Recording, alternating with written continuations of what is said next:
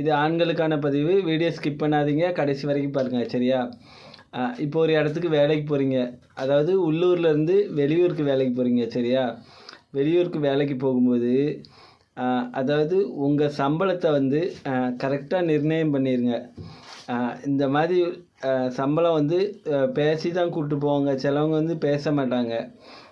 இந்த சம்பளத்துக்கு தான் நான் வருவேன், இந்த மாதிரி. அதாவது அவங்க வந்து வெளியூருக்கு நீங்கள் வேலைக்கு போயிட்டீங்கன்னு வச்சுக்கோங்களேன், காலையில் 6 மணிக்கெலாம் உங்களை எழுப்பி விட்ருவாங்க.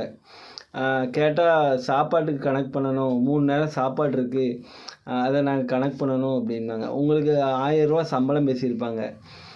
ஆனால் உங்களுக்கு வந்து 1500 வேலை வாங்கிடுவாங்க.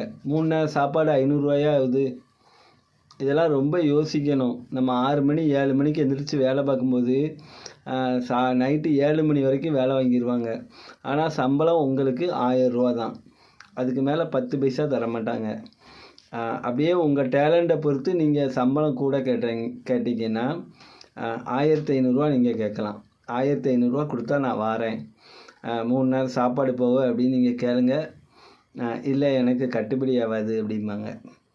என்னெல்லாம் எவ்வளோ பேர் வேலைக்கு கூப்பிடுதாங்க தெரியுமா, நான் வரல அப்படின்ட்டேன். ஏன்னா வந்து வெளியூருக்குன்னு வேலைக்கு போய்ட்டேன்னு வச்சுக்கோங்களேன், அவங்க சொல்கிறபடி தான் நம்ம கேட்கணும். 6 மணி 6:30 மணிக்கு எழுப்பி விட்றது. ஆனால் வந்து அவங்களுக்கு வந்து நல்ல லாபம் கிடைக்கும், நம்மளை வச்சு நல்ல லாபம் இருக்குமே தவிர நஷ்டம் இருக்காது. யோசித்து வெளியூர் போகிறது தப்பு கிடையாது. கரெக்டான நியாயமான சம்பளத்தை கரெக்டாக கேட்டு வாங்குங்க. முடிஞ்ச அளவு என்னை பொறுத்த வரைக்கும் உள்ளூருக்குள்ளே வேலை பார்க்குறது தான் எனக்கு கரெக்டுன்னு தோணுது. உங்களுக்கு எப்படின்னு கமெண்ட்டில் சொல்லுங்கள். நான் இதெல்லாம் என் வாழ்க்கையில் வந்து நான் அனுபவப்பட்டிருக்கேன், அதனால தான் இந்த வீடியோவாக போடுதேன். வீடியோ பிடிச்சா லைக் பண்ணுங்கள். நான் சொன்னது சரியா இல்லையான்னு கமெண்ட்டில் சொல்லுங்கள். நன்றி.